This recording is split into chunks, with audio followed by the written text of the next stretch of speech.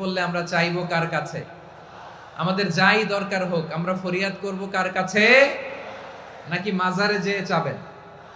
মাজারে যেয়ে চাবেন? অনেকে তো মাজারে যেয়ে কপাল ঘষে, আছে না নাই? মাজারে যেয়ে সন্তান চায়, আছে? এই এলাকায় নাই, এই এলাকার লোকদের আকীদা খালেস আমি জানি। মাজারে যেয়ে কপাল ঘষে আর সন্তান চায়। আচ্ছা, মাজারে গেলে সন্তান পাওয়া যায়? আচ্ছা, মাজারে না গেলে যদি বাচ্চা না হতো, গরু ছাগলের যে বাচ্চা হয় ওরা কোন মাজারে মানত করে বলেন? কথা কি বুঝতেছেন? এই যে প্রতি বছর গরু ছাগল ভেড়া এগুলো যে বাচ্চা দেয়, এরা কোন মাজারে যে মানত করে? এজন্য চাইতে হবে একজনের কাছে, তিনি কে? আমার প্রিয় পটুয়াখালীবাসী, মাজার জিয়ারত করা সুন্নাহ। আমরা মাজার জিয়ারত করব, আল্লাহ ওয়ালাদের কবরে যাব, আমরা সেখানে যে সালাম দিব, দোয়া করব, নিজের জন্য করব, কবরে শুয়ে থাকা মাইয়েতের জন্য করব, পুরো মুসলিম উম্মার জন্য করব। কিন্তু কবরে যিনি শুয়ে আছে ওই বাবার কাছে সন্তান চাওয়া যাবে? চাকরি চাওয়া যাবে? সফলতা চাওয়া যাবে? সফলতা দেয় কে? সবাই বলেন নাই, আওয়াজ করে বলেন, সফলতা দেওয়ার মালিক কে?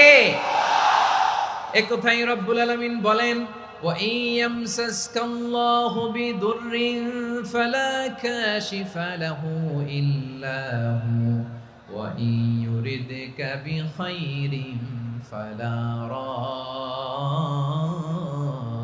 লিফাদলি ইউসিবু বিহি মান ইয়াশাউ মিন ইবাদিহি ওয়া হুয়াল গফুরুর রহিম। আল্লাহু আকবার। আল্লাহ বললেন, ওয়া ইয়ামসাসকাল্লাহু বিদুররিন ফালা কাশিফা লাহু ইল্লা হু। আল্লাহ যদি তোমাকে কোনো বিপদ স্পর্শ করায়, আল্লাহ যদি তোমারে কোনো বিপদে ফেলে দেয়, ওই বিপদ থেকে উদ্ধার করার তিনি ছাড়া আর কেউ নাই। জোরে বলেন ঠিক কিনা?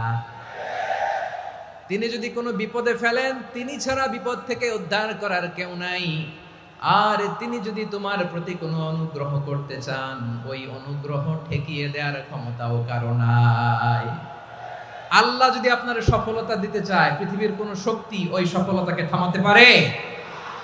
এজন্য আল্লাহ বললেন, খবরদার, চিন্তা আর আকীদা খালিস করে নাও। ওয়া ইয়ামসাসকাল্লাহু বিদুররিন ফালা কাশিফা লাহু ইল্লা হু। আল্লাহ বিপদে ফেললে বিপদ থেকে উদ্ধার করার কেউ থাকে না। আর আল্লাহ যদি তোমার প্রতি দয়া দেখাতে চান, অনুগ্রহ করতে চান, ওই অনুগ্রহকে প্রতিরোধ করার মতো ক্ষমতা কারো নাই। তিনি তার বান্দাদের মধ্য থেকে যাকে ইচ্ছা তাকে দেন, যত ইচ্ছা তত দেন। তিনি ক্ষমাশীল, তিনি মেহেরবান। সুবহানাল্লাহ। তিনি ক্ষমাশীল, তিনি মেহেরবান। তাহলে এই আয়াত থেকে আমরা বুঝতে পারলাম, আমরা যদি বিপদে পড়ি আমাদেরকে কেউ বাঁচাতে পারে না। আমার বাবা আমারে বাঁচাতে পারে? হ্যাঁ? আমার মা আমাকে বাঁচাতে পারে? আমার বন্ধু আমারে বাঁচাতে পারে? আমার দলের কর্মী আমাকে বাঁচাতে পারে? আমার পীর সাহেব আমারে বাঁচাতে পারে? আমার পটুয়াখালীর ভাইয়েরা খেয়াল রাখবেন, বাঁচাতে পারে এক মহান সত্তা, উদ্ধার করতে পারে এক মহান সত্তা। চিৎকার করে বলুন, তিনি কে? আবার আল্লাহ বললেন, আম্মাই ইউজিবুল মুযতাররা ইযা দাআহু ওয়া ইয়াকশিফুস সুআ ওয়া ইয়াজআলুকুম খুলাফাআল আরদ আইলাহুম মা'আল্লাহ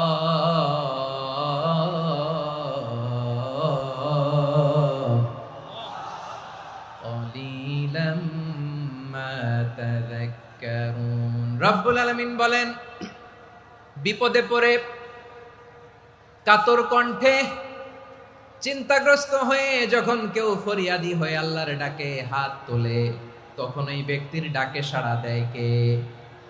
সবাই বলুন। কণ্ঠে বিপন্ন অবস্থায় আপনি যখন কেঁদে কেঁদে হাত তুলে আপনার দুঃখের কথা জানান, আপনি যখন ডাকেন তারে, তখন আপনার ডাকে সাড়া দেয় কে?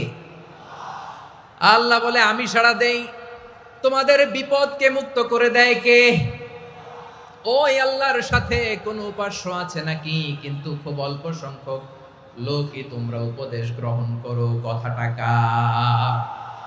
তাহলে বিপন্ন মানবতা যখন কাঁদে, মানুষ যখন বিপদে পড়ে নিরুপায় হয়ে ফরিয়াদ করে, তার ডাক শোনার কেউ নাই একজন ছাড়া। চিল্লায় বলেন তো, তিনি কে? এজন্য আমরা ফরিয়াদের হাত কার দিকে তুলব? প্রিয় পটুয়াখালী বলেন, ফরিয়াদের দুটো হাত আমরা কার দিকে তুলবো?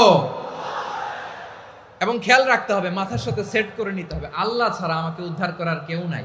এই পৃথিবীতে কেউ আপন না। প্রিয় ভাইরা, বিপদে পড়লে বোঝা যায় কেউ আপন না। আপন শুধু একজন মহান সত্তা, তিনি কে? এটা কি আপনারা খেয়াল রাখতে পারবেন? হ্যাঁ, বিপদে আপদে কেউ আমাদের বাঁচাতে পারে না, তরাতে পারে না, মুক্তি দিতে পারে না, উদ্ধার করতে পারে না, একমাত্র আমার প্রভু ছাড়া, আল্লাহ ছাড়া। চিল্লায় বলেন ঠিক কিনা? এবং প্রিয় পটুয়াখালীর ভাইয়েরা, মাথার সাথে এটা সেট করে নিতে হবে যে আমাদের পুরো জীবনটাই পরীক্ষা। পুরো জীবনটাই কি? The life is a test. পুরো জীবনটাই পরীক্ষা।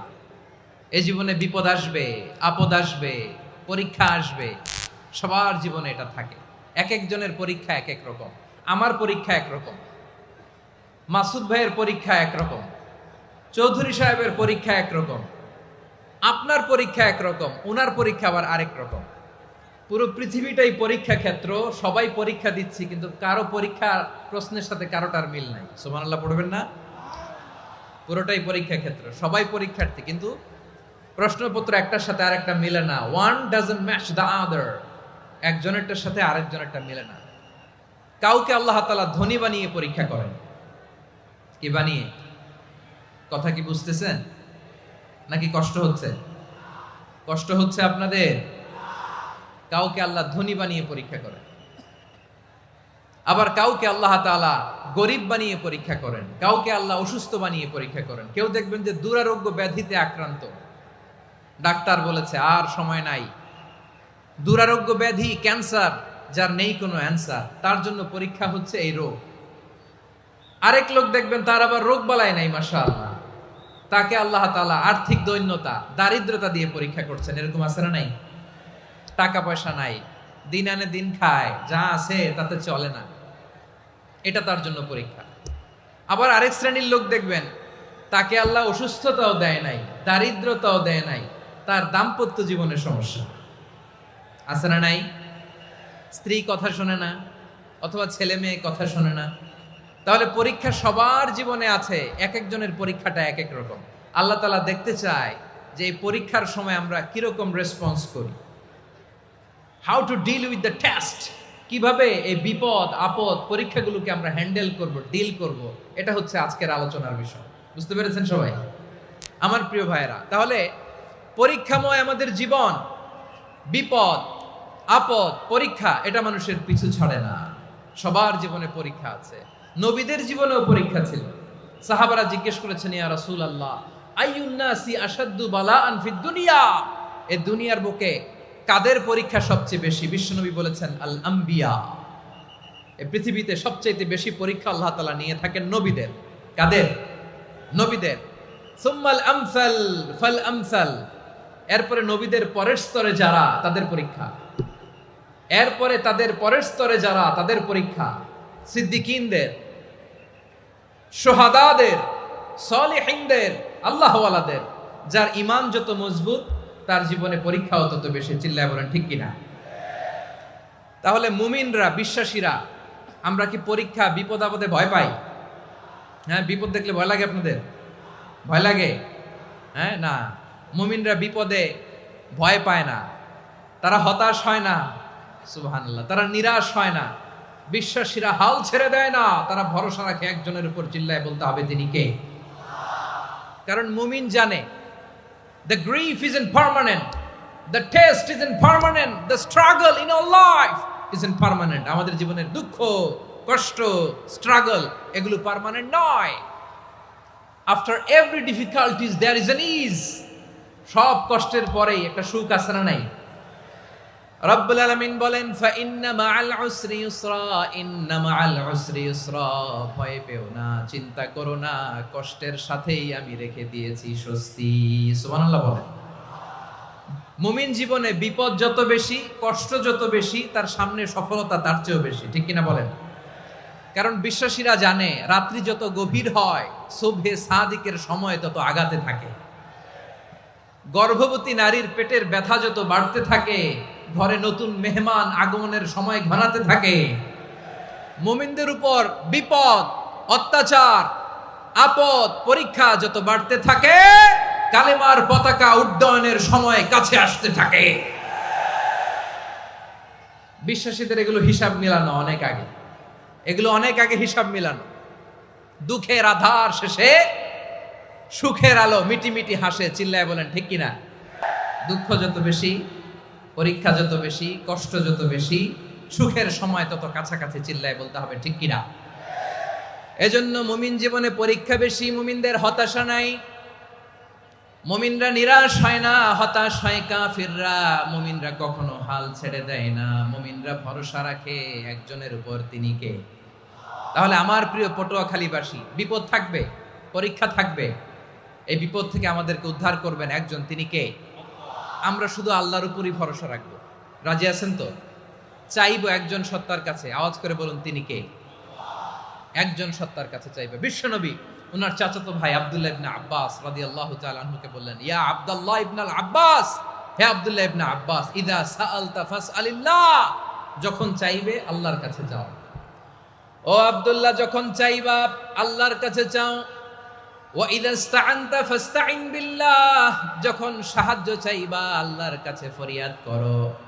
জেনে রেখো ও আব্দুল্লাহ, ওয়া'লাম আন্নাল উম্মাতা লাউ ইজতামাআত আলা আন ইয়ানফাউকা বিশাইইন লাম ইয়ানফাউকা ইল্লা বিশাইইন ক্বাদ কাতাবাহু আল্লাহু লাক। ও আব্দুল্লাহ, জেনে রেখো, মনে রেখো, গোটা বিশ্বের সবাই মিলে যদি তোমার উপকার করতে চায় ততটুকুই তারা করতে পারবে যতটুকু আল্লাহ তোমার নসিবে সেটা লিখে রেখেছে। ঠিক কিনা বলেন? আর যদি গোটা বিশ্বের সবাই মিলে তোমার বিরুদ্ধে কনস্পাইরেসি করে, ষড়যন্ত্র করে, গোটা বিশ্বের সবাই মিলেও যদি তোমার ক্ষতি করতে চায় ততটুকুই শুধু পারবে যেটা আল্লাহ তোমার জন্য বরাদ্দ রেখেছে। যতটুকু আল্লাহ তাআলা তোমার জন্য বরাদ্দ রেখেছে অতটুকুই ক্ষতি করতে পারবে, আর এক চুল বেশিও করতে পারবে না, কমও করতে পারবে না। চিল্লায় বলেন ঠিক কিনা? এজন্য আমরা চাইবো কার কাছে? সবাই বলেন নাই, আওয়াজ করে বলেন কার কাছে? সব সময় আমরা আল্লাহর কাছে চাইবো, বিপদে আপদে, সুখে দুঃখে, সচ্ছল অবস্থায় অসচ্ছল অবস্থায়, পরাজয়ের সময় বিজয়ের সময়, সব সময় আমরা ভরসা রাখবো কার উপর? সবাই বলুন। একদল লোক আছে যারা বিপদে পড়লে আল্লাহরে ডাকে, আছে না নাই? পটুয়াখালীতে মাশাআল্লাহ নাই। বিপদ আসলে আল্লাহরে ডাকে, বিপদ নাই আল্লাহও নাই। বিপদে পড়লে নামাজ পড়ে, বিপদও নাই নামাজও নাই। বিপদে পড়লে জিকির করে, বিপদ যখন চলে যায় ওদের জিকিরও বন্ধ হয়ে যায়। এরকম আছে না নাই? কিছু লোক দেখবেন পরীক্ষা আসলে নামাজ পড়ে, আছে আছে? জেনজি আওয়াজ করো, এরকম আছে? এই কমন পড়ে গেছে, কমন পড়ছে। দেখবেন পরীক্ষার সময় নামাজ পড়ে, পরীক্ষাও নাই নামাজও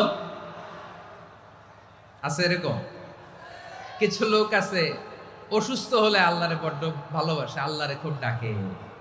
অসুস্থ হইলে অসুস্থতাও নাই, আল্লাহ স্মরণও নাই। দেখবেন কিছু লোক নির্বাচন আসলে খুব আল্লাহওয়ালা হয়ে যায়, তখন দেখবেন মাথার মধ্যে হেজাব লাগায়, পাঞ্জাবি লাগায়, আল্লাহওয়ালা হয়ে যায়। নির্বাচনও নাই, এরপরে আল্লাহর কথাও নাই। আছে না নাই? না, এরকম হওয়া যাবে না। সব সময় আমরা আল্লাহরে ডাকবো, বিপদে আপদে সব সময় ভরসা রাখবো আমরা একজনের উপর। আওয়াজ করে বলেন তিনি কে?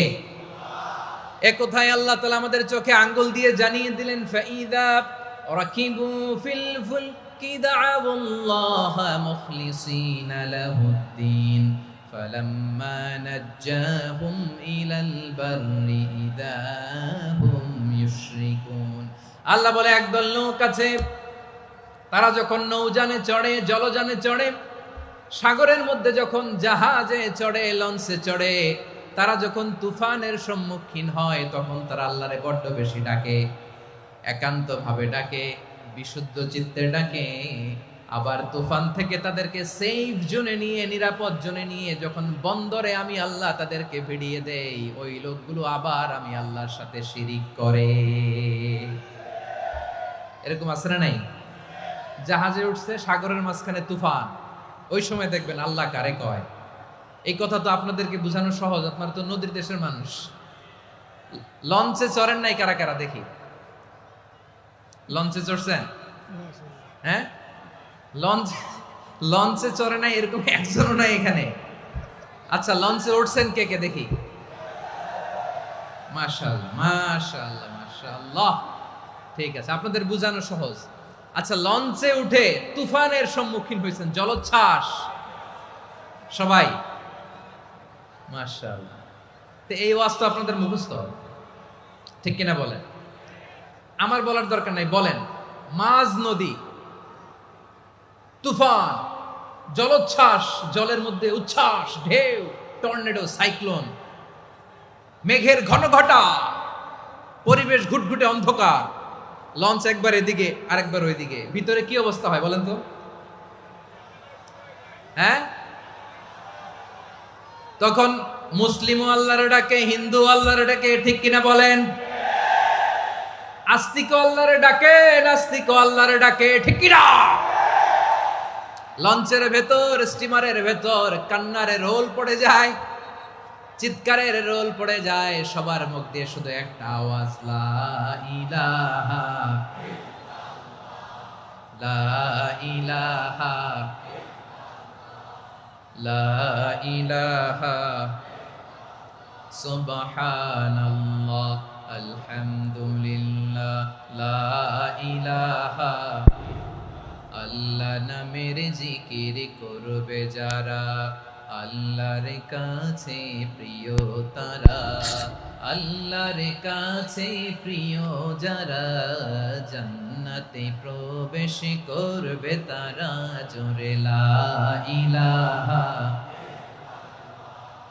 লা ইলাহা ইল্লাল্লাহ লা ইলাহা ইল্লাল্লাহ মুহাম্মাদুর রাসূলুল্লাহ সাল্লাল্লাহু আলাইহি ওয়াসাল্লাম। আমার প্রিয় পটুয়াখালীবাসী, তাহলে লঞ্চের ভেতরে যখন আমরা তুফানের মধ্যে পড়ি, তখন সবাই মিলে আমরা একটা নামের জিকির করি। নামটা কার? মুসলমানেরাও ডাকে, হিন্দুরাও ডাকে, আস্তিকও ডাকে, নাস্তিকও ডাকে, সবাই ডাকে একজনকে, তিনি কে? আবার দেখবেন ওই আল্লাহ তুফানের পরে, ঝড়ের পরে ওই লঞ্চটাকে যখন সদর ঘাটে ফিরিয়ে দেয়, আবার আমরা নাফরমানি শুরু করে দেই। সে কোথায় আল্লাহ বললেন, ফাইদা রাকিবু ফিল ফুলকি দা'আউল্লাহ মুখলিসিনা লাহুদ্দিন ফালাম্মা নাজ্জাহুম ইলাল বাররি ইযা হুম ইউশরিকুন। সাগরে যখন তুফানে পড়ে আমি আল্লাহর ডাকে, আবার আমি আল্লাহ যখন বাঁচিয়ে দেই, আবার আমি আল্লাহর সাথে শিরিক শুরু করে, আমরা কি এরকম হতে চাই নাকি? এরকম করবেন? হ্যাঁ না, আমরা তুফানে পড়লেও আল্লাহরে ডাকি, আবার বাঁচায় দেওয়ার পরেও ডাকি কারে? আল্লাহকেই ডাকি। বিমানের মধ্যে মাঝে মাঝে দেখবেন যে এয়ার টার্বুলেন্স হয়, জানেন? এয়ার টার্বুলেন্স জানেন তো? মাঝে মাঝে বিমানটা বাউন্সিং করে, বাম্পি, ভেরি বাম্পি ওয়েদার। শোনেন নাই? 40,000 ফিট উপরে যখন থাকে, তখন পাইলট মাঝে মাঝে বলে, dear passengers, ladies and gentleman, right now we are flying 40,000 feet above the ground and we are passing very air turbulence, very heavy air turbulence right now. Please fasten your seat belt. দেখবেন মাঝে মাঝে বলে যে, ভদ্র মহিলা, ভদ্র মহোদয়গণ, আমরা 40,000 ফিট উপর দিয়ে যাচ্ছি আর এয়ার টার্বুলেন্স ফেস করছি, মেহেরবানি করে আল্লাহর হস্তে সিট বেল্ট বাঁধুন। তখন বিমানটা এরকম বাউন্সিং করে, শেকিং করে। আপনারা মুখোমুখি হয়েছেন? ইদানিং এই এয়ার টার্বুলেন্স বেড়ে গিয়েছে। গত বছর আমার ইন্টারন্যাশনাল অনেকগুলো ফ্লাইট ছিল, তো আমি দেখলাম যে আগের ফ্লাইটগুলোর তুলনায় এখন এয়ার টার্বুলেন্স খুব বেশি। আমি একটু রিসার্চ করে দেখলাম, ক্লাইমেট চেঞ্জের কারণে, জলবায়ু পরিবর্তনের কারণে আকাশের বাতাসের মুভমেন্টে পরিবর্তন হয়েছে, ফলে এখন বিমান শেকিং করে বেশি, বাউন্সিং, বাম্পি ওয়েদার। তো বলেন তো, 40,000 ফিট উপরে যখন আপনি, কয় হাজার ফিট? সবাই বলুন, কয় হাজার ফিট? 40,000 ফিট উপরে যখন আপনি, তখন যখন বিমানটা এরকম বাউন্সিং করে, সবাই যখন ভমিটিং করে বিমান নষ্ট করে দেয়, বমি করে, তখন বাঁচানোর কে আছে আল্লাহ ছাড়া? কেউ আছে? ওই মুহূর্তেও সবাই মিলে একজনের ডাকে আওয়াজ করে বলেন তিনি কে? মাঝে মাঝে কিছু সোশ্যাল মিডিয়ায় কিছু ভিডিও পাওয়া যায় যে হেভি যখন এয়ার টার্বুলেন্স হয় 10 সেকেন্ড 15 সেকেন্ডের কিছু ভিডিও পাওয়া যায়, বিমানটা এরকম বাউন্সিং করছে, বাম্পি ওয়েদার, কাঁপছে, মানুষগুলো বমি করছে, অক্সিজেন মাস্কগুলো সব ঝুলে পড়েছে, বিমানটা শুধু কাঁপছে। তখন দেখবেন বিমানের ভেতরেও এরকম লঞ্চের মতো চিৎকার আছে না নাই? বিমানের ভেতরেও তখন চিৎকার। গত বছর হিথ্রো এয়ারপোর্ট থেকে সিঙ্গাপুর এয়ারলাইন্সের একটা ফ্লাইট হিথ্রো টু চাঙ্গি একটা ফ্লাইটে এমন বেশি এয়ার টার্বুলেন্সের শিকার হয়েছিল ওই এয়ারক্রাফটটা, 33 জন যাত্রী সেখানে আহত হয়েছে, একজন যাত্রী নিহত হয়েছে। কেবিন ক্রুজ, এয়ার হোস্টেস যারা আছে, একজনের নাক ফেটে, চোখ ফেটে, কপাল ফেটে, ব্লিডিং হয়ে শয়লা। প্রিয় ভাইয়েরা, ওই 40,000 ফিট উপরে বিমানটা যখন কাঁপবে, তখন আমাদেরকে আল্লাহ ছাড়া আর কেউ বাঁচানোর আছে? এত আস্তে বললে হবে? ওই কঠিন মুহূর্তে আমার বাবা আমারে বাঁচাতে পারে, আমার বন্ধু আমারে বাঁচাতে পারে। এই গ্রাউন্ডে, জমিনের বুকে আমার প্রোটোকল, আমার ক্ষমতা, আমার দাম্ভিকতা কোনো কিছু আমারে বাঁচাতে পারে? একজন ছাড়া, চিল্লায় বলতে হবে তিনি কে? সে আল্লাহ বললেন, গোলাম আমি বিপদের সময় ঠিকই তোমাদের বাঁচিয়ে নেই। ওই বিমানের ভেতরে 40,000 ফিট উপরে যখন তোমরা এয়ার টার্বুলেন্সের শিকার হও, তখন নাস্তিকও আল্লাহরে ডাকে, হিন্দু আল্লাহরে ডাকে। জোরে বলেন ঠিক কিনা? আবার বিমানটা যখন শান্ত হয়ে যায়, একটু পরেই বিমানের স্ক্রিনের মধ্যে হিন্দি সিনেমা খোঁজে। বিমানের স্ক্রিনে কিন্তু বিশাল ওখানে আফলাম ফিল্মের একেবারে বোঝাই করা। বিমানটা শান্ত হলে আবার হিন্দি সিনেমা দেখা শুরু করে। একটু আগে ডাকছিল কারে? দেখবেন বাংলাদেশে আমাদের ক্রিকেটাররা যখন অন্য কোনো দেশের সাথে খেলে, অনেক সময় এমন হয় বল বাকি একটা, রান দরকার 6টা। বল বাকি কয়টা? পটুয়াখালী বুঝে নাই বোধহয়। বল বাকি কয়টা? রান দরকার। আপনি দেখবেন ক্যামেরাম্যান তখন গ্যালারিতে খালি দেখায় দর্শকদের যে কি অস্থিরতা। হিপ হপ স্টাইলের মেয়েটা, যে মেয়েটার ওড়না এতক্ষণ ছিল গলায়, এতক্ষণ কই ছিল, ওই মেয়েটা দেখবেন ওড়নাটা টেনে মাথায় দিয়ে এরকম মুনাজাত ধরতেছে, আল্লাহ আল্লাহ, একটা সক্কা, আল্লাহ আল্লাহ, আমার লাল সবুজের পতাকারে তুমি অপমানিত কইরো না আল্লাহ, ইন্ডিয়ার সাথে আমাদের খেলা আল্লাহ আল্লাহ, একটা সক্কা, একটা। পুরো খেলা জুড়ে এই মেয়ের ওড়না ছিল গলায়, কিন্তু যখন 1 বলে 6 রান দরকার, ওড়না চলে আসছে কোথায়? মাথায়। আবার মুনাজাত আছে না নাই? ঠিকই বাংলাদেশের দামাল ছেলে এমন এক শট মারলো, বল চলে গেল স্টেডিয়ামের বাইরে, ছক্কা, জিতে গেলাম আমরা। পুরো স্টেডিয়াম জুড়ে চিৎকার, হই হুল্লোড়, মৌজ মাস্তি।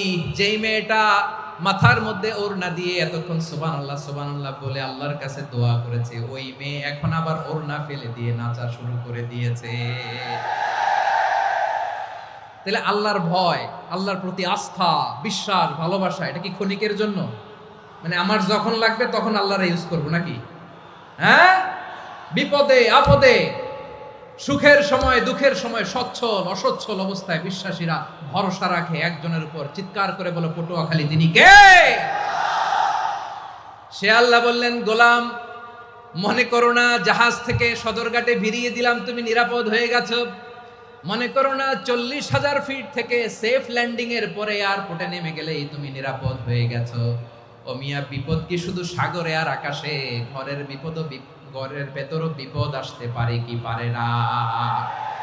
এজন্য সূরা মুলক আল্লাহ বললেন, আমিনতুম মান ফিস সামাই আন ইয়াখসিফা বিকুমুল আরদা ফাইদা হিয়া তামুর। তোমরা কি ভাবছো তোমরা নিরাপদ? সাগরের মধ্যে তুফান, আল্লাহ আল্লাহ ডাকলাম, সদরঘাটে যেয়ে পড়ছি, বাইসে গেছেন তো আপনি। আর পাবে আপনারে আল্লাহ? আল্লাহরে তো সাগরের মাঝখানে তো আল্লাহ আপনারে পাইছিল, আর তো পাবে না। আর পাবে আপনারে? আর আল্লাহ ধরতে পারবে আপনারে? ঘরের ভেতরও বিপদ দিয়ে আটকাতে পারে কে? 5 স্টার 7 স্টার হোটেলের ভেতরও আমাকে বিপদের মধ্যে ফেলে দিতে পারেন কে? আল্লাহ বললেন, তোমরা কি ভেবেছো তোমরা নিরাপদ? আমি চাইলে ল্যান্ডস্লাইডস, ভূমি ধস দিয়ে 1,00,000 এক মুহূর্তে নিয়ে যেতে পারি। এক সুনামি দিয়ে থাপ্পড় মেরে 3,00,000 সাগরের ভেতরে ঢুকায় দিতে পারি। 1 সেকেন্ডও লাগে না আমার।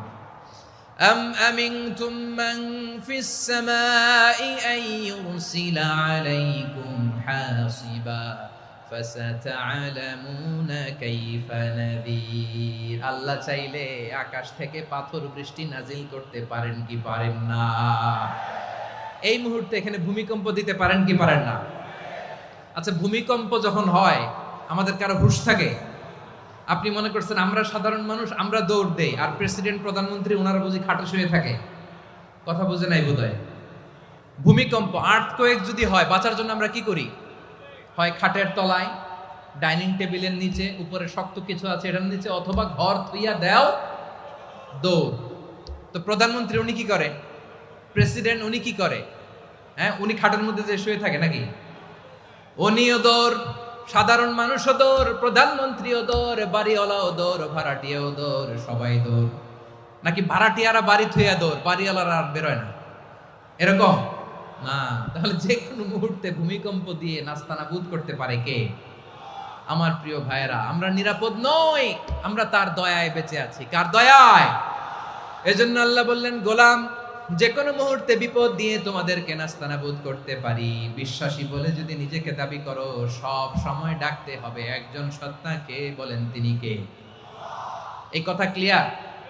এই সবগুলো উদাহরণ শেষে সবার কাছে ক্লিয়ার হয়েছে না যে বিপদ থেকে, আপদ থেকে, পরীক্ষা থেকে, ক্যালামিটি থেকে আমাদেরকে কেউ বাঁচাতে পারে না একজন সত্তা ছাড়া। আবারও বলেন তো তিনি কে? ক্লিয়ার?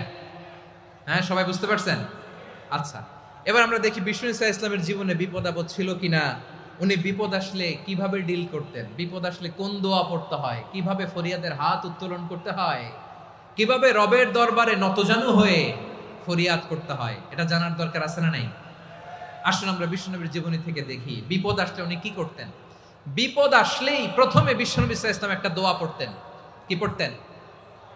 তিনি পড়তেন, ইন্না লিল্লাহি ওয়া ইন্না ইলাইহি রাজিউন। নিশ্চয় আমরা আল্লাহর জন্য, নিশ্চয় আমরা কার দিকে ফিরবো ভাই? আবার কার দিকে ফিরবো? আওয়াজ করে বলুন তো, আমরা এসেছি কার কাছ থেকে, আবারও ফিরে যাব কার কাছে? এজন্য বিষ্ণুই পড়ছেন, ইন্না লিল্লাহি ওয়া ইন্না ইলাইহি রাজিউন। নিশ্চয় আল্লাহর জন্য, ওই আল্লাহর দিকেই আমরা ফিরে যাব। তারপরে বিষ্ণুই পড়তেন, আল্লাহুম্মা আজুরনি ফি মুসিবাতি ওয়াখলুফ লি খায়রাম মিনহা। একসাথে প্রথমে পড়তেন ইন্না লিল্লাহি ওয়া ইন্না ইলাইহি রাজিউন, তারপর পরই পড়তেন আল্লাহুম্মা আজুরনি ফি মুসিবাতি ওয়াখলুফ লি খায়রাম মিনহা। মানে আল্লাহ, এই যে আমি বিপদে ধৈর্য ধারণ করলাম, এটার সব তুমি আমার দাও, আর যেটা হারালাম এর চেয়ে ভালো কিছু দিয়ে মেকআপ করে দিও, ভালো কিছু দিয়ে বদল করে দিও। সুবহানাল্লাহ পড়েন। তাহলে বিপদ আসলে আমরা কি পড়ব? কথা বলেন। এই যে আমি শুয়েছিলাম, নাশিদ গাচ্ছিল ওরা, এদেশে পরস্পরে দেখা হলে দেয় সালাম, এদেশে আমজনতার হৃদয় জুড়ে পাকালাম, এদেশে বিপদ এলে সর্বজনে সর্বক্ষণে দোয়া পড়ে ইন্না লিল্লাহ। কি পড়ে?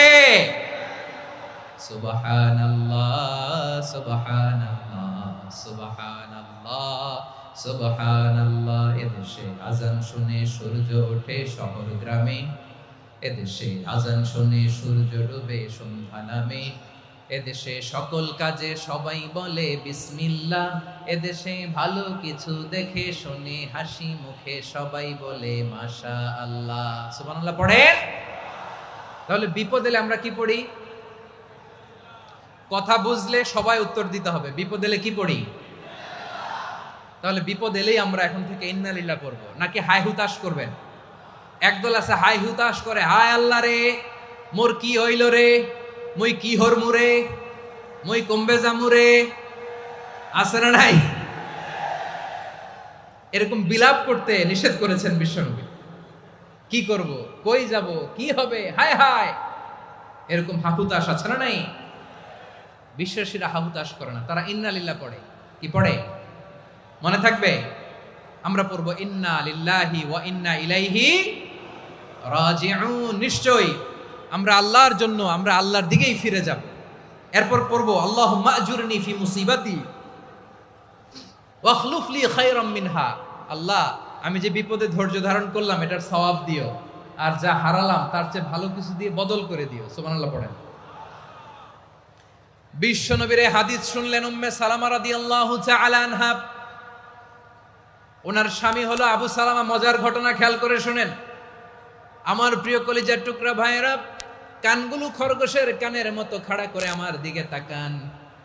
সাইয়্যিদাতুনা উম্মে সালামা রাদিয়াল্লাহু তাআলা আনহা, ওনার স্বামীর নাম আবু সালামা। শ্রেষ্ঠ দম্পতি, শ্রেষ্ঠ ফ্যামিলি। প্রথমে হিজরত করেছিলেন হাবাসায়, পরে হিজরত করেছেন মদিনায়। উহুদ যুদ্ধের পরে ওনার স্বামী আবু সালামা ইন্তেকাল করলো, শহীদ হলো। সুবহানাল্লাহ পড়েন।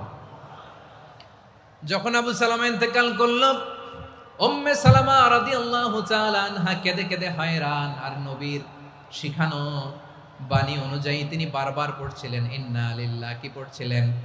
জামু কি হরমু এগুলো বলে নাই, কি বলছে? ইন্না লিল্লাহ।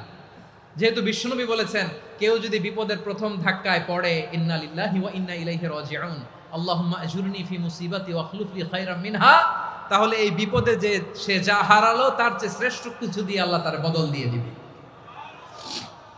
এই হাদিস শুনে উম্মে সালামা রাদিয়াল্লাহু তাআলা আনহা ওনার প্রাণ প্রিয় স্বামী আবু সালামার ইন্তেকালের পরে চোখের পানি ছাড়ে আর পড়ে ইন্না লিল্লাহি ওয়া ইন্না ইলাইহি রাজিউন, আল্লাহুম্মা আজুরনি ফি মুসিবাতি ওয়াখলুফ লি খায়রাম মিনহা। বারবার এই দোয়া পড়ে চোখের পানি ছাড়ে, এই দোয়া পড়ে চোখের পানি ছাড়ে। আর মনে মনে বলে আবু সালামার মতো ভালো মানুষ মদিনাতে নাই, আবু সালামার চেয়েও ভালো মানুষ মদিনাতে নাই। তার চেয়ে ভালো মানুষ কি করে আল্লাহ তাআলা আমারে দিবে? তার চেয়ে ভালো মানুষ তো আমি মদিনাতে দেখি না। চোখের পানি দিয়ে বুক ভাসায় আর নবীর হাদিসের উপর আমল করে পড়ে ইন্না লিল্লাহি ওয়া ইন্না ইলাইহি রাজিউন, ইন্না লিল্লাহি ওয়া ইন্না ইলাইহি রাজিউন। পড়তে পড়তে চোখের পানি ছাড়ে আর চিন্তা করে বিশ্বনবী বললেন এই দোয়া পড়লে যেটা হারালাম তার চেয়ে ভালো কিছু দিয়ে আল্লাহ পুরস্কার দেয়। আবু সালামার চেয়ে ভালো মানুষ মদিনার মধ্যে আর কে হতে পারে? কি আজীব তামাশা, কি অবাক করা ঘটনা। কিছুদিন পরে দেখা গেল সাইয়্যিদুল মুরসালিন রাহমাতাল লিল আলামিন স্বয়ং বিশ্ব নবী উম্মে সালামাকে বিয়ের প্রস্তাব পাঠিয়েছে। স্বয়ং বিশ্ব নবী উম্মে সালামা রাদিয়াল্লাহু তাআলা আনহাকে বিয়ের প্রস্তাব পাঠিয়েছেন। উনি রাজি হয়ে গেলেন, বিয়ে হয়ে গেল। উনি হয়ে গেলেন উম্মুল মুমিনিন, আমাদের মা, পুরো মুসলিম উম্মার মা। চিৎকার করে বলেন আল্লাহু আকবার। তাহলে আমার প্রাণ প্রিয় ভাইরা, বিপদে পড়লে আমরা পড়বো ইন্না লিল্লাহি ওয়া ইন্না ইলাইহি রাজিউন, আল্লাহুম্মা আজুরনি ফি মুসিবাতি ওয়াখলুফ লি খায়রাম মিনহা। পড়বেন? পড়বেন না? যারা যারা বিপদ আসলেই এই দোয়াটা পড়বেন এখন থেকে আওয়াজ করে ইনশাআল্লাহ বলেন। যা হারাইছেন তার চেয়ে শ্রেষ্ঠ জিনিস দিয়ে বদলা দিবে কে? বিশ্বাস হয়? একটু সন্দেহ লাগে মনে হয়, একটু সন্দেহ আছে? যাদের বিশ্বাস হবে তাদেরকে আল্লাহ উত্তম বদলা দিবে, ঠিক কিনা বলেন? তাহলে বিপদে পড়লেই প্রথমে আমরা এটা পড়ব। দোয়াগুলো যদি এখন মুখস্থ না হয়, এই যে রেকর্ডিং হচ্ছে পেয়ে যাবেন, কালকেই পেয়ে যাবেন। শুনে শুনে মুখস্থ করবেন। আমার মায়েরা, আমার বোনেরা, আপনাদের জন্য 3টি মাঠের অ্যারেঞ্জমেন্ট করা হয়েছে, আমি জানি।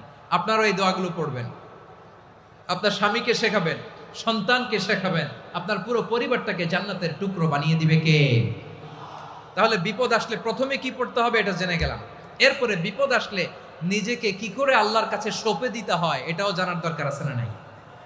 বিপদে প্রথমে ইন্না লিল্লাহ করলাম, ধৈর্য ধারণ করলাম, বিপদ থেকে উদ্ধারের সর্বোচ্চ চেষ্টা করলাম। আমার কাজ যখন শেষ তখন আমি আমার এই বিষয়টা আল্লাহর কাছে সঁপে দিব। কার কাছে সুপর্দ করব? কার কাছে? বিপদে বললে কেমন করে নিজেকে আল্লাহর কাছে সঁপে দিতে হয় আসুন সাইয়েদনা ইব্রাহিম আলাইহিস সালামের জীবনী থেকে জানি। আল্লাহর খলিল ইব্রাহিম আলাইহিস সালাম আমাদের মতো সমাজ ব্যবস্থা পায় নাই। আমরা জন্মের পরে আমাদের কানের ভেতরে আজান দিয়েছে কে? একামত দিয়েছে কে? আমাদের বাপদাদারা আমাদের কানে আজান দিয়েছে কি? দেয় নাই। আমাদের জন্মের পরেই তো আজান, একামত, বাড়ির পাশে মসজিদ, প্রতিদিন আজান, জুমার খুতবা, প্রতি মাসে মাসে তাফসিরুল কোরআন মাহফিল, মসজিদ, মিনারা, অভাব নাই, ঠিক কিনা বলেন? আপনি যেই সুন্দর ইসলামিক এনভায়রনমেন্ট পেয়েছেন, আমাদের ইব্রাহিম খালিল উনিও কি এরকম পেয়েছিলেন? হ্যাঁ, উনি জন্মের পর পরে ওনার কানে আজান দিছে কেউ? আমার প্রিয় ভাইরা, আগা গোড়া একটা শিরকি পরিবেশ উনি জন্মগ্রহণ করেছেন। উনি ছাড়া ওই তল্লাটে একজনও আল্লাহর উপর বিশ্বাসী নাই। কল্পনা করতে পারেন? গোটা তল্লাটে গোটা দেশে বিশ্বাসী মুমিন আল্লাহর উপর বিশ্বাস স্থাপনকারী কয়জন? সবাই বলেন কয়জন? বাকি সব মুশরিক। বাকি সব মুশরিক নিজের সাথে নিজে শক্ত বোঝাপড়া করে, অ্যানালজি করে, সেলফ কনভারসেশন করে উনি মহা সত্যের সন্ধান পেয়েছে। উনি আকাশের তারা দেখে ভাবে মনে হয় এটাই আমার খোদা। ওরা দেখে তারা নাই, মনে মনে বলে না তাইলে এটা না। আবার চাঁদ দেখে বলে চাঁদটা বড় মায়া লাগে, মনে হয় এটাই আমার রব। পরে দেখে চাঁদও নাই, কয় না এটা না। এরপরে দ্বীপ প্রহরের জলজলে সূর্যটা খাঁ খাঁ করে গোটা পৃথিবীটারে রৌদ্র দিয়ে তাতিয়ে রাখে। তিনি ভাবলেন মনে হয় এটাই আমার রব, কারণ এটাই তো সবচেয়ে বড়। কিন্তু বিকেল বেলা ওই সূর্যটাও যখন চলে যায়, সাইয়েদনা ইব্রাহিম বলে না এটাও তো নাই। আমার খোদা যদি আমারে ছেড়ে চলে যায়, বিপদে পড়লে আমারে উদ্ধার করবে কে? এভাবে নিজের সাথে অ্যানালজি, সেলফ কনভারসেশন করতে করতে করতে তিনি মহা সত্যের সন্ধান পেয়েছেন। সুবহানাল্লাহ পড়েন। সব শেষে তিনি ডিসিশন নিয়ে ঘোষণা দিলেন, ইন্নী ওয়াজ্জাহাতু ওয়াজহিয়া লিল্লাযী ফাতারাস সামাওয়াতি ওয়াল আরদা হানিফান ওয়া মা আনা মিনাল মুশরিকিন। নিশ্চয় আমি এমন সত্তার দিকে মনোনিবেশ করলাম, মুখাপেক্ষী হলাম, যিনি আকাশ বানিয়েছেন, জমিন বানিয়েছেন, আমি মুশরিক নই। সুবহানাল্লাহ। পারতেন? আপনি পারতেন? কেউ নাই, লক্ষ লক্ষ মুশরিক, আপনি একা। ওনার মতো এরকম বিচক্ষণতা দিয়ে আল্লাহরে খুঁজে পাইতে পারতেন আপনি? কি নবী ছিল, আল্লাহকে খুঁজে পেয়েছে।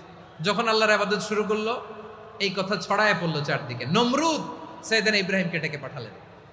নমরুদ বলে, ইব্রাহিম তুমি নাকি মূর্তির পূজা না করে কোন নতুন রবের ইবাদত করো, কে তোমার রব?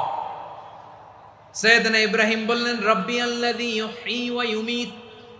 আমি এমন রবের ইবাদত করি যিনি জীবন দেন, যিনি মৃত্যু দেন। নমরুদ বলে, তাই নাকি? তোমার রব জীবন দেয়, মৃত্যু দেয়? আর এটা তো আমি দেই, আমিও তো জীবন দেই, আমিও তো মৃত্যু দেই। সাইয়েদনা ইব্রাহিম বললেন, কেমন করে তুমি জীবন দাও, মৃত্যু দাও, একটু দেখাও তো। নমরুদ জেলখানা থেকে দুজন কয়েদিকে ডেকে আনলো। কয়েদি এনে অর্ডার করলো, একটাকে এখনই শিরোচ্ছেদ, হেড অফ, ডেথ পেনাল্টি, মৃত্যুদণ্ড দেয়া হলো। ফিনকি দিয়ে রক্ত বেরোলো। নমরুদ বলে, দেখো দুজনকে ধরে আনলাম, একজন কয়েদিকে দিলাম ডেথ পেনাল্টি, মৃত্যুদণ্ড, ওরে মৃত্যু দিলাম। আরেকজন যে দাঁড়িয়ে আছে, চাইলে ওরেও আমি মৃত্যুদণ্ড দিতে পারি, কিন্তু না, ওরে আমি দিব না, ওরে আমি বাঁচাইয়া দিলাম, ছেড়ে দিলাম, মানে জীবন দিলাম। দেখো ইব্রাহিম, তোমার চোখের সামনে একজনরে মৃত্যু দিলাম, আরেকজনরে জীবন দিলাম। আপাত দৃষ্টিতে তাই তো, একজনরে তো জীবন দিল, আরেকজনরে মৃত্যু দিল। সাইয়েদনা ইব্রাহিম এবার বিপাকে পড়ে গেলেন। কিন্তু এক একজন নবীকে আল্লাহ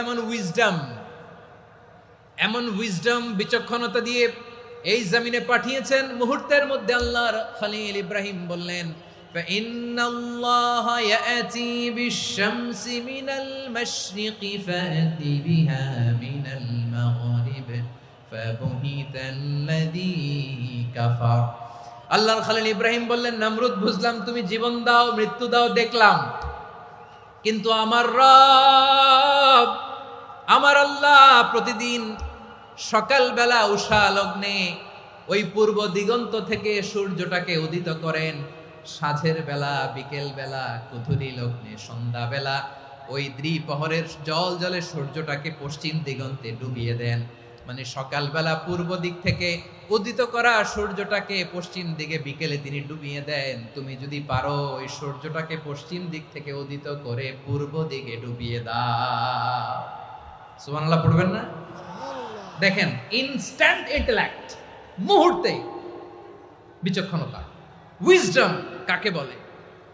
নমরুদ পারবে? নমরুদের বাপ পারবে? ওর দাদা, ওর 14 গোষ্ঠী, গোটা বিশ্বের সব ক্ষমতাধর রাষ্ট্রনায়করা একসাথে হলে পারবে?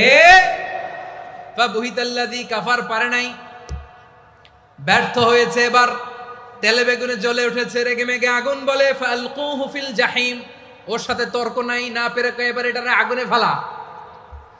বিশাল বিশাল গাছ কেটে লাকড়ি এনে আগুনের কুণ্ডলি বানানো হলো, দাও দাও দাও দাও করে আগুন জ্বলে। আল্লাহর খলিল ইব্রাহিমকে আগুনে নিক্ষেপ করা হবে। আল্লাহর খলিল সাইয়েদনা ইব্রাহিমের হাতের মধ্যে রশি দিয়ে টাইট করে বাঁধা হলো, পায়ের মধ্যেও টাইট করে রশি দিয়ে বাঁধা হলো। আল্লাহর খলিল ইব্রাহিমকে আগুনের কুণ্ডলির মধ্যে ফেলা হবে। ওমিয়া, আপনি যে বিপদের কারণে ভয় পান, হতাশ হন, এটা কোনো বিপদ ওনার বিপদের সামনে? পটুয়াখালী আওয়াজ করে বলুন, সাইয়েদনা খলিল ইব্রাহিমের বিপদের সামনে আমাদের বিপদগুলো কোনো বিপদ? এটা কোনো বিপদই না, এটা কোনো বিপদই না। হাত পা বেঁধে টাইট করে নিক্ষেপ করা হবে, সিম্পলি ফেলা যাবে না, কারণ দাও দাও করে দ্য ব্লেজিং ফায়ার, এমন আগুনের কুণ্ডলি কাছে যাওয়া যায় না, আগুনের উত্তাপে নিক্ষেপ করা হবে। হাতে রশি বেঁধে পায়ে রশি বেঁধে আল্লাহর খলিল ইব্রাহিম আলাইহিস সালামকে আগুনের মধ্যে নিক্ষেপ করা হবে। আহা, এটার বলে অগ্নি পরীক্ষা। উনি অগ্নি পরীক্ষার সম্মুখীন হয়েছিলেন, এজন্য কঠিন পরীক্ষাকে আমরা অগ্নি পরীক্ষার সাথে তুলনা করি, ঠিক কিনা? সাইয়েদনা জিবরাইল এসে বললেন, ও আল্লাহর খলিল, ওরা তো আপনার হাতও বেঁধে ফেললো, পাও বেঁধে ফেললো, নড়াচড়ার সুযোগ নাই, বলেন আমি জিবরিল ফেরেশতা আপনার জন্য কি করতে পারি? আল্লাহর খলিল ইব্রাহিম বলেন, ও জিবরাইল, তোমার কাছে আমার কোনো চাওয়া পাওয়া নাই। সুবহানাল্লাহ বলেন।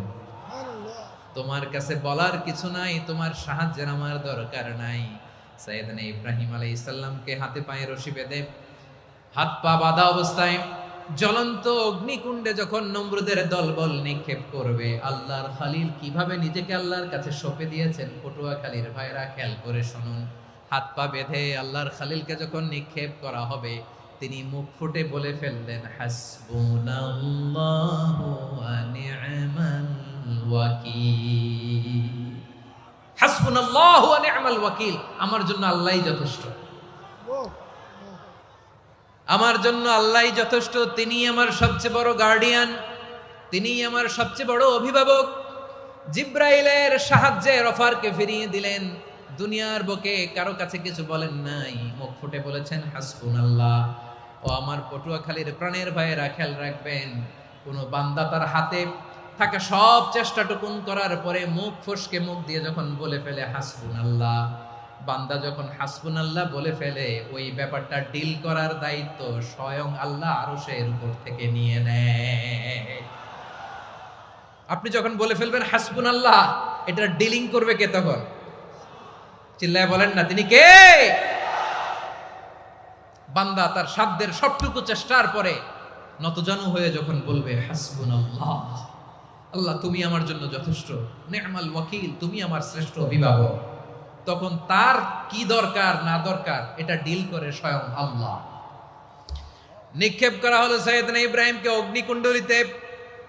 হাজার হাজার মানুষের দৃশ্য দেখার জন্য জড়ো হয়েছে এরকম বিশাল ময়দানে।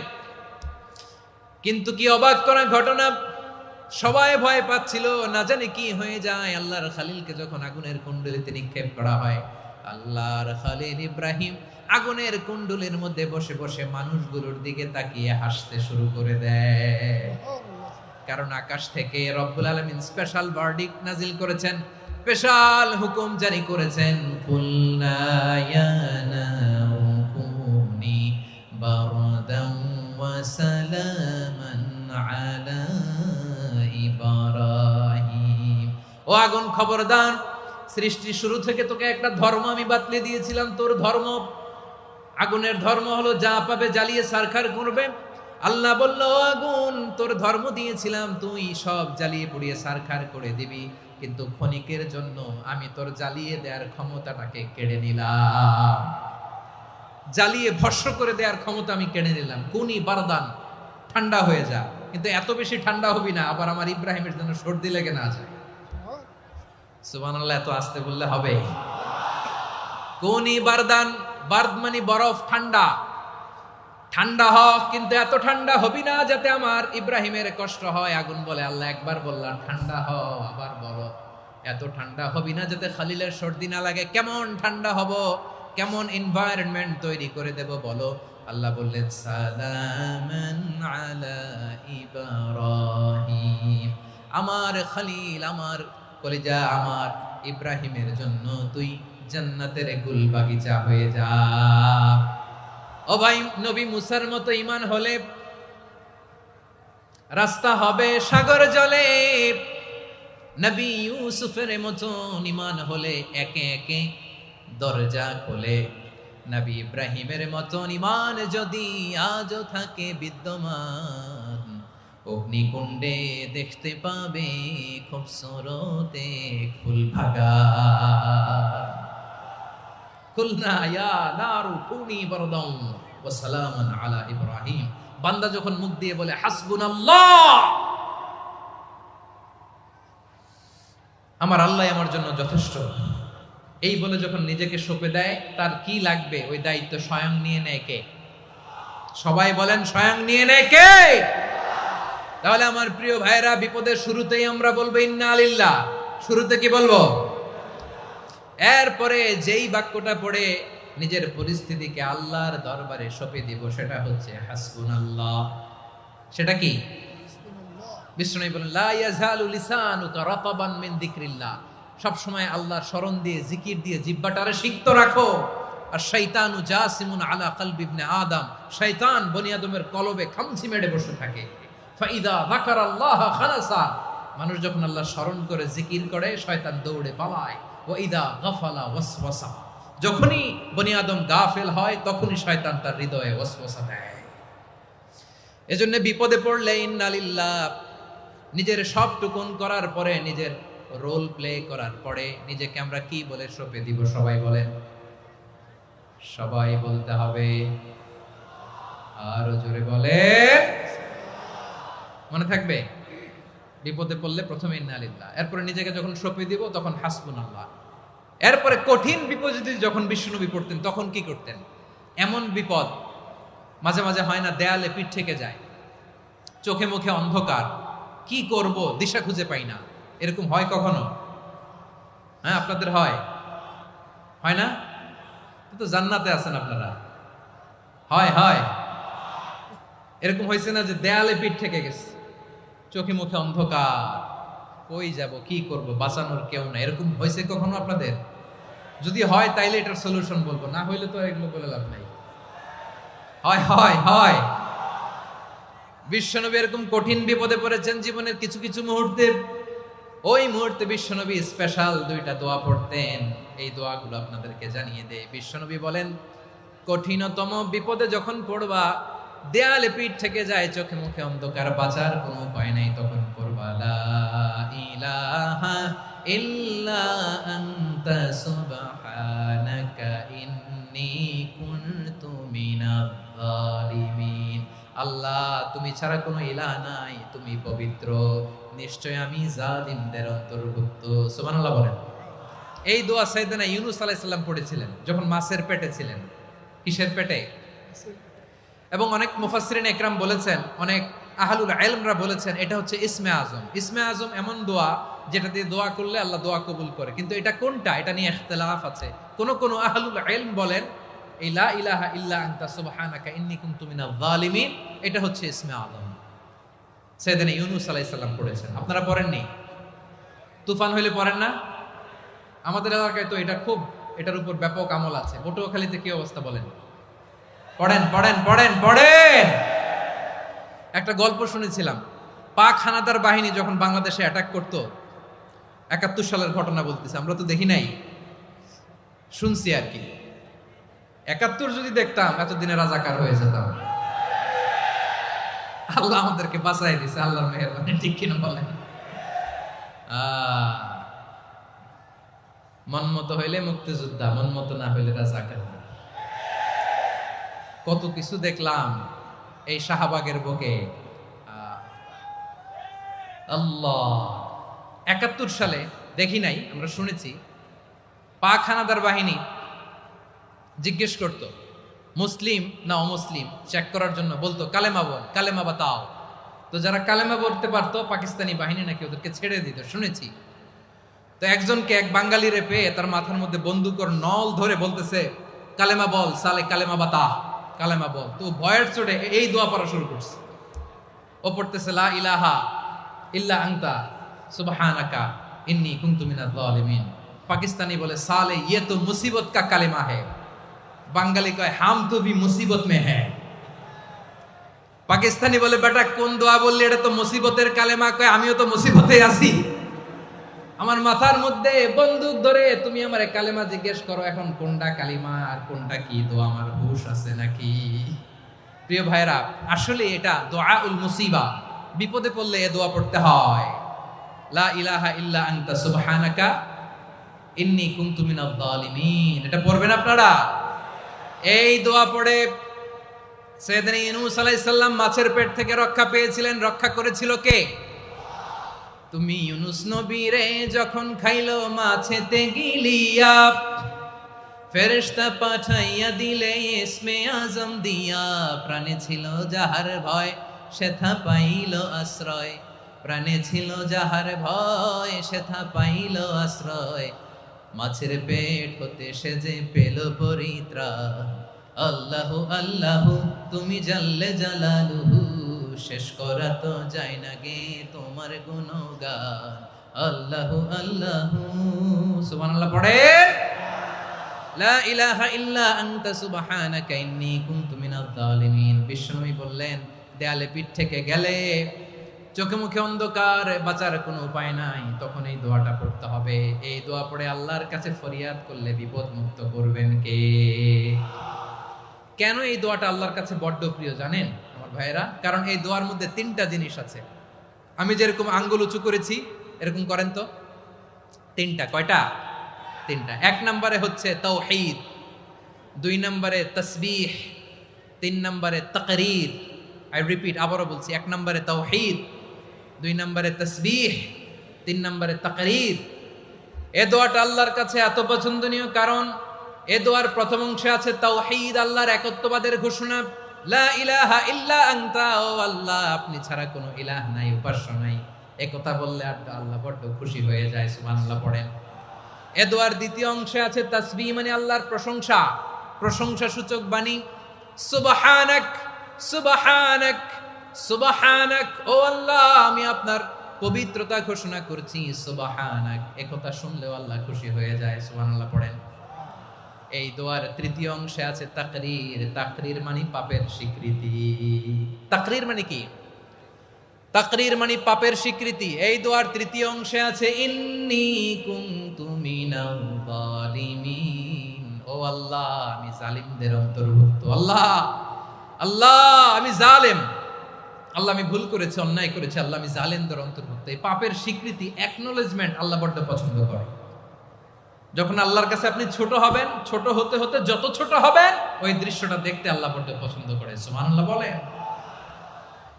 তিন নম্বর অংশ ইন্নী কুনতু মিনাজ জালিমিন, আল্লাহ আমি জালেমদের অন্তর্ভুক্ত।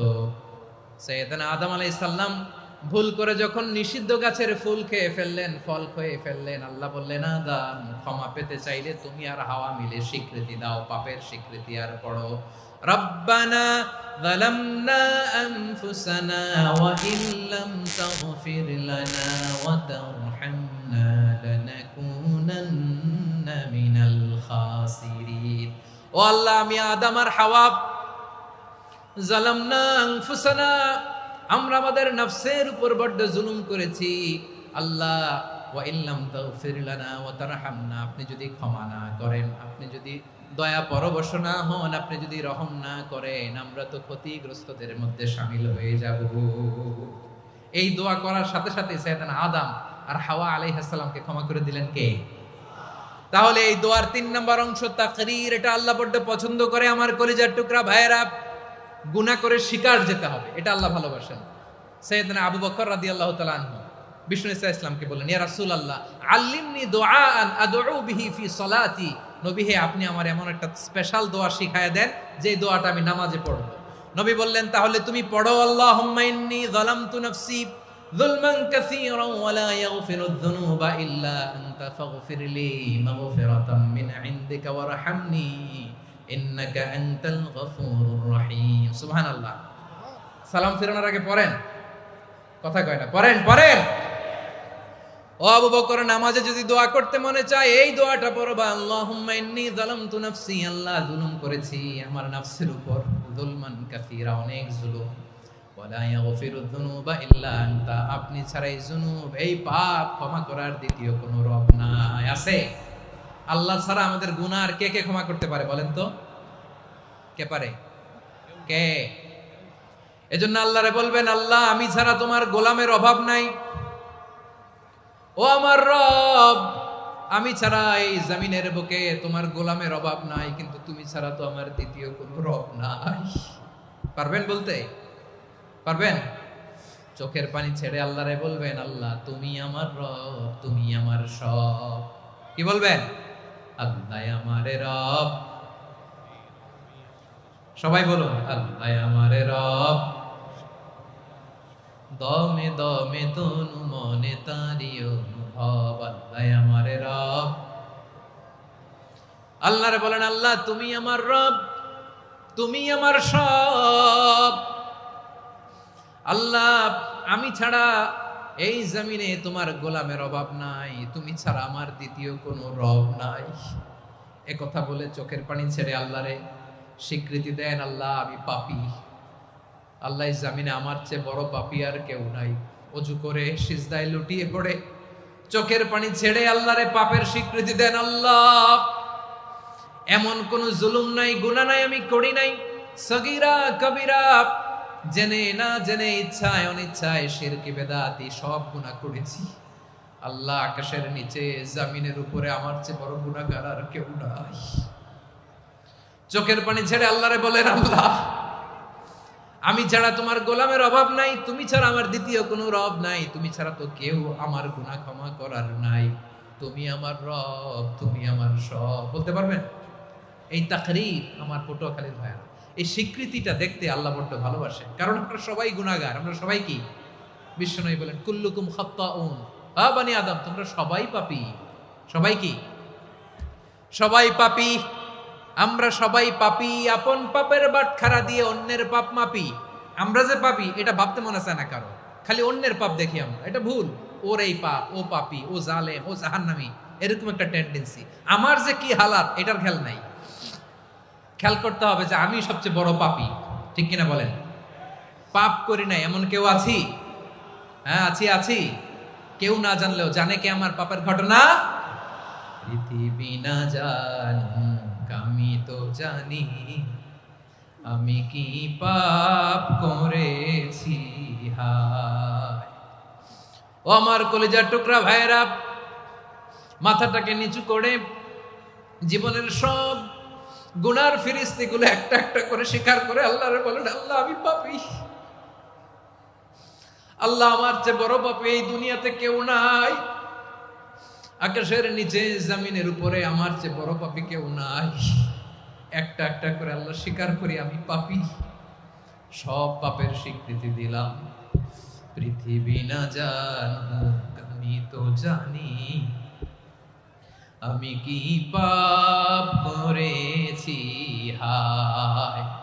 আমার পাপের করলে বিচার, বাঁচার আমার নাই উপায়।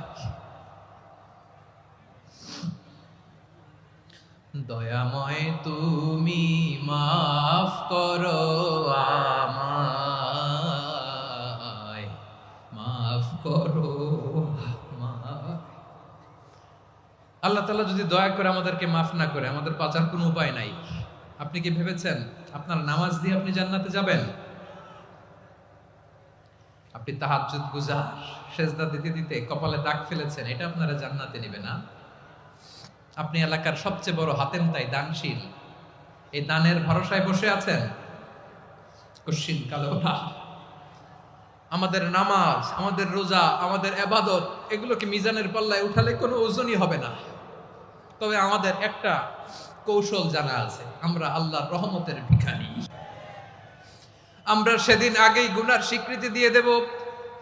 আমরা বলবো, আল্লাহ তুমি প্রশ্ন করার আগে তোমার একটা কথা বলি, আমারে কিছু জিজ্ঞেস করো না, আমি সব করেছি। এমন কোন পাপ নাই যে পাপ আমারে দিয়ে হয় নাই। তোমার রহমত দিয়ে তুমি জান্নাতে পাঠাবা, তোমার দয়ায় জান্নাতে যেতে চাই, আমল দিয়ে না। পারবেন বলতে? কিয়ামতের দিন আমরা বলবো, আল্লাহ আমার আমল দিয়ে জান্নাত চাই না, আমি তোমার দয়া দিয়ে জান্নাত চাই। তোমার দয়া ছাড়া আমার কোনো উপায় নাই। কারণ আল্লাহ যদি বিচার করে বাঁচার কারো উপায় নাই। আল্লাহ যদি বলে ফেলেন তুই এটা করলি কেন, ওখানে গেলি কেন, কোরআনে 1000 বার নিষেধ করলাম তারপরেও এই পাপে জড়ালি কেন, এরকম প্রশ্ন ছুড়ে দিলে আমার উত্তর আছে? বাঁচার কোনো উপায় আছে? রোজ হাসরে হে আল্লাহ আমার করোনা বিচার, আল্লাহ করোনা বিচার, বিচার চাহি না তব দয়া চাই, এ গুনাহগার করোনা বিচার। আপনার আমল দিয়ে জান্নাতে যাবেন? কি দিয়ে যাবেন? আল্লাহর দয়া দিয়ে। আল্লাহর রহম আর দয়া ছাড়া কেউ জান্নাতের চেহারাও দেখতে পাবে না। আমার প্রিয় ভাইরা, এই দোয়া আল্লাহর কাছে পছন্দনীয় হওয়ার কারণ 3টা। দোয়ার প্রথম অংশে আছে তাওহীদ, আল্লাহর একত্ববাদের ঘোষণা। এই দোয়ার দ্বিতীয় অংশ আছে তাসবিহ, আল্লাহর প্রশংসা সূচক বাণী। এই দোয়ার 3 নাম্বার অংশ পাপের স্বীকৃতি। তাহলে আমরা সবাই গুনাহগার। আমরা আল্লাহর কাছে পাপের স্বীকৃতি দিয়ে বলবো, ও আল্লাহ ইন্নী কুনতু মিনাজ জালিমিন, আমরা জুলুম করেছি, পাপ করেছি, অন্যায় করেছি, আল্লাহ বুঝতে পারি নাই, শয়তানের ওয়াসওয়াসায় পড়ে, বন্ধুর পাল্লায় পড়ে, নফসের খায়েশ মিটাতে যে আল্লাহ করে ফেলেছি। তুমি গুনাহ না মাফ না করলে আমাদের গুনাহ মাফ করার দ্বিতীয় কেউ নাই। ঠিক কিনা বলেন? এভাবে অনুতপ্ত হয়ে যদি আল্লাহর কাছে দোয়া করেন, দেয়ালে পিঠ থেকে গেছে, কোনো রাস্তা নাই বের হওয়ার, ওই মুহূর্তেও আপনাকে বিপদ থেকে উদ্ধার করবে কে? বিশ্বনবী চরম বিপদে পড়লে 2টা দোয়া পড়তেন। প্রথম হলো এটা, লা ইলাহা ইল্লা আনতা সুবহানাকা ইন্নী কুনতু মিনাল জালিমিন। এই দোয়াটা আমরা বেশি বেশি পড়ব প্রিয় ভাইরা। রাজি আছেন? সবাই আওয়াজ করে পড়ুন ইনশাআল্লাহ। আমার প্রিয় ভাইয়েরা, বিপদে পড়লে বিশ্বনবী আরো একটা দোয়া পড়তেন, লা ইলাহা ইল্লাল্লাহুল আযীমুল হালিম, লা ইলাহা ইল্লাল্লাহু রাব্বুল আরশিল আযীম, লা ইলাহা ইল্লাল্লাহু রাব্বুস সামাওয়াতি ওয়াল আরদি ওয়া রাব্বুল আরশিল কারীম। এই যে বললাম, রেকর্ড হয়ে গেছে। এখন তো আর ইনস্ট্যান্ট মুখস্থ না হলো, পরে মুখস্থ করে নেবেন। আল্লাহ ছাড়া কোনো উপাস্য নাই, তিনি সুমহান, মহা সহিষ্ণু। আল্লাহ ছাড়া কোনো উপাস্য নাই, তিনি সুমহান, আরশের অধিপতি। আল্লাহ ছাড়া কোনো উপাস্য নাই, তিনি আকাশের মালিক, জমিনের মালিক, তিনি সুবিশাল আরশের অধিপতি। সুবহানাল্লাহ পড়েন। এই দোয়াটা কেউ যদি পড়ে যদি এর ওসিলা করে দোয়া করে, তাকে বিপদ থেকে মুক্তি দেয় কে? মনে থাকবে আপনাদের? তাহলে বিপদের প্রথম ধাক্কায় কি যেন পড়তে হয়? ইন্না লিল্লাহ। তারপরে কি বলে আল্লাহর কাছে নিজেকে সঁপে দিতে হয়? দেয়ালে পিঠ থেকে গেলে লা ইলাহা ইল্লা আনতা সুবহানাকা ইন্নী কুনতু মিনাজ জালিমিন। 2 নাম্বার হচ্ছে লা ইলাহা ইল্লাল্লাহুল আযীমুল হালিম, লা ইলাহা ইল্লাল্লাহু রাব্বুল আরশিল আযীম, লা ইলাহা ইল্লাল্লাহু রাব্বুস সামাওয়াতি ওয়াল আরদি ওয়া রাব্বুল আরশিল কারীম। মনে থাকবে? ইনশাআল্লাহ বলেন সবাই, আওয়াজ করে সবাই ইনশাআল্লাহ। অনেক সময় এমন হয়, হঠাৎ বিপদের সম্মুখীন হই আমরা, রেডি হয়ে বের হয়েছে অফিসে, হঠাৎ অ্যাক্সিডেন্টে পড়ে যাই, হঠাৎ পেটের ব্যথায় অজ্ঞান, এরকম হয় না? আপনাদের হয় না? বিষ্ণু ইসলাম বলেন, আকস্মিক দুর্ঘটনার বিপদ থেকে যদি কেউ বাঁচতে চায়, সকাল সন্ধ্যা যেন প্রত্যেকে এই দোয়াটা পড়ে। সকালে যদি 3 বার পড়ে, সন্ধ্যা পর্যন্ত হঠাৎ হঠাৎ বিপদ থেকে সে রক্ষা পাবে। To be protected from sudden calamity, sudden disaster, sudden calamity. হঠাৎ বিপদ, হঠাৎ ভয়ঙ্কর কোন আকস্মিক বিপদ থেকে আল্লাহ বাঁচায় নেবে। সকালে পড়লে সন্ধ্যা পর্যন্ত প্রোটেক্টেড, সন্ধ্যাবেলায় যদি 3 বার পরে সকাল পর্যন্ত প্রোটেক্টেড। সুবহানাল্লাহ পড়েন। দোয়াটা কি? দোয়াটা হচ্ছে বিসমিল্লাহিল্লাযী লা ইয়াদুররু মা'a ইসমিহি শাইউন ফিল আরদি ওয়ালা ফিস সামাই ওয়া হুয়াস সামিউল আলিম। ছোট না? অনেক ছোট, মুখস্থ করবেন। বিসমিল্লাহিল্লাযী লা ইয়াদুররু মা'a ইসমিহি শাইউন ফিল আরদি ওয়ালা ফিস সামা। ওই আল্লাহর নাম নিচ্ছি, যে আল্লাহর নামের বরকতে আকাশ জমিনের কোনো কিছু কারো কোনো ক্ষতি সাধন করতে পারে না। তিনি সর্বশ্রোতা, সর্বজ্ঞ। সুবহানাল্লাহ পড়েন।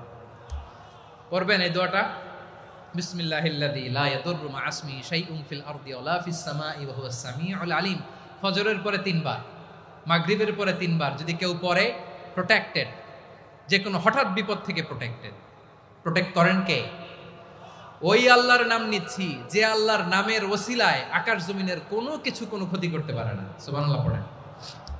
আচ্ছা, এবার আমাদের জীবনে দুশ্চিন্তা আছে না নাই বলেন?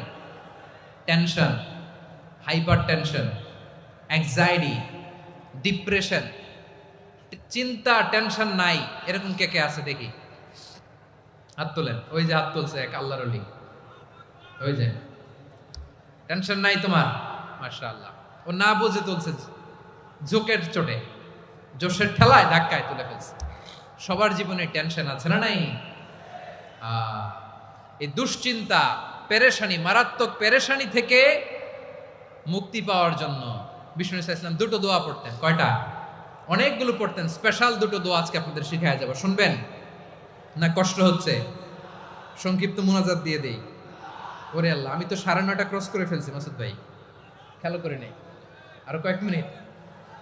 ঠিক আছে, ঠিক আছে। পেরেশানিতে পড়লে, টেনশনে পড়লে এই দোয়াটা, প্রিয় ভাইরা, বিষ্ণু ইসলাম যখন খুব বিপদে পড়তেন, দুশ্চিন্তা ওনাকে ঘিরে ধরতো, উনি পড়তেন ইয়া হাইয়ু ইয়া কাইয়ুম বিরহমাতিকা আস্তাগীথ, ইয়া হাইয়ু ইয়া কাইয়ুম বিরহমাতিকা আস্তাগীথ, ইয়া হাইয়ু ইয়া কাইয়ুম, হে শাশ্বত অবিনশ্বর, হে চিরঞ্জীব, বিরহমাতিকা আস্তাগীথ, তোমার রহমতের উসিলায় তোমার কাছে ফরিয়াদ করি। এটা পড়তেন। আবার আরেক বর্ণনায় এসেছে ইয়া হাইয়ু ইয়া কাইয়ুম বিরহমাতিকা আস্তাগীথ আসলিহ লি শা'নি কুল্লাহু ওয়ালা তাকিলনি ইলা নাফসি তারফাতা আইন। আসলিহ লি শা'নি কুল্লাহ, আল্লাহ আমার সবকিছু আপনি সেটেল করে দেন। আমাদের সব ঝামেলা সেটেল করে দিতে পারে কে? আমরা তো সেটেলমেন্টের জন্য এসপি সাহেবের কাছে যাই, ডিসি সাহেবের কাছে যাই, অমুক ভাইয়ের কাছে যাই, তমুক ভাইয়ের কাছে যাই। এই দোয়া পড়লে আরশের উপর থেকে আপনার ম্যাটার সেটেল করে দিবে কে? তাহলে পড়বেন ইয়া হাইয়ু, হে চিরঞ্জীব। হাইয়ু মানে চিরঞ্জীব, যিনি চিরকাল বেঁচে থাকবেন, মরবেন না। আল্লাহ মরবেন? তার কোনো লয় আছে? ক্ষয় আছে? সূরা রহমানে আল্লাহ বললেন কুল্লু মান আলাইহা ফানি ওয়া ইয়াবকা ওয়াজহু রাব্বিকা যুল জালালি ওয়াল ইকরাম ফাবিআইয়ি আলাই রাব্বিকুমা তুকাযিবান। জমিনে যা আছে সব ফান, ভ্যানিশ হয়ে যাবে, নিশ্চিহ্ন হয়ে যাবে, শেষ হয়ে যাবে, সব বিলুপ্ত হয়ে যাবে, একজন ছাড়া। জোরে বলেন তিনি কে?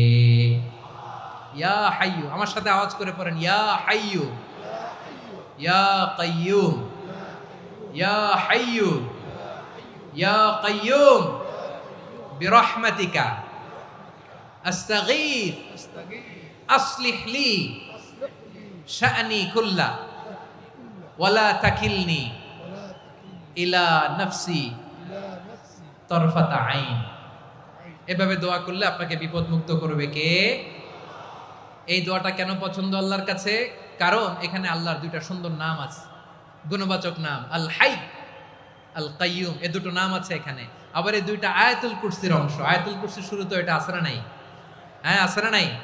3 নম্বর কারণ এটা ইসমে আজম। কোন দোয়াটা ইসমে আজম? যে দোয়া ওসিলায় দোয়া করলে আল্লাহ দোয়া ফেরায় না।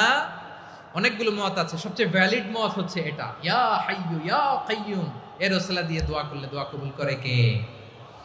2 নম্বরে বিশ্বনবী মারাত্মক বিপদে পড়লে আরেকটা দোয়া পড়তেন, আল্লাহুম্মা ইন্নী আবদুক। আগে দোয়াটা পড়ি, শুনেন। আল্লাহুম্মা ইন্নী আবদুক ওয়া ইবনু আবদিক ওয়া ইবনু আমাতিক নাসিয়াতি বিয়াদিক মাদিন ফিয়া হুকমুক আদলুন ফিয়া কাদাউক আসআলুকা বিকুল্লি ইসমিন হুয়া লাক সাম্মাইতা বিহি নাফসাক আও আনসালতাহু ফি কিতাবিক আও আল্লামতাহু আহাদাম মিন খালকিক আও ইস্তা'সারতা বিহি ফি ইলমিল গায়বি ইনদাক আন তাজআলাল কুরআনা রাবিআ কলবি ওয়া নূরা সাদরি ওয়া জালাআ হুজনি ওয়া যাহাবা হাম্মি। সুবহানাল্লাহ পড়েন।